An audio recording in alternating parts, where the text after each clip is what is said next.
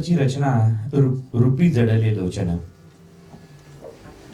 काय व्यावहारिक जीवनामध्ये आणि संसारामध्ये प्रत्येक गोष्ट पाहिल्यानंतर त्या गोष्टीचा रूपाचा मोह हा काही काळ आपल्याला लागतो.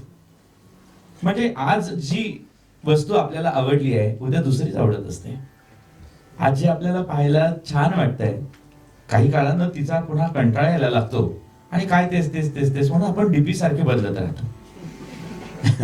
डीपी बदलतो आणि त्याच्या पलीकडं आता जर पाहिलं तर स्क्रोलिंगचा जमाना आपल्या समोर आहे.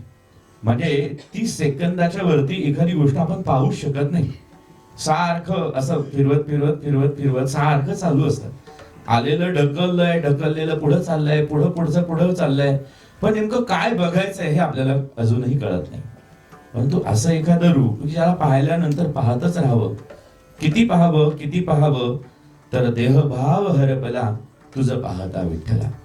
डोळ्यानं पाहिल्याबरोबर तुकोबाराय म्हणाले, डोळ्याची भूक न वजे माझ्या, आता दृष्टी पुढे ऐसा चितूर आहे. आता स्क्रोलिंग नाही, आता तू असाच राहा.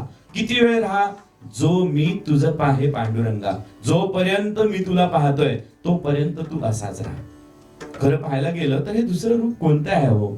हे फक्त आणि फक्त त्या विटेवरती उभं असणारं सावळं रुपडं गोजिरं असणारं भगवंताचं रूप आहे.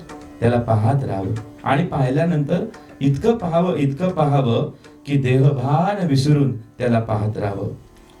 त्याला पाहताना तहान राहत नाही, भूक राहत नाही. आज वारीच्या वाटेनं आम्ही चालत असतो. आम्ही तरी तरुण आहोत, परंतु कितीतरी 90-95 वर्षाचे वयोवृद्ध मंडळी सुद्धा चालत असतात.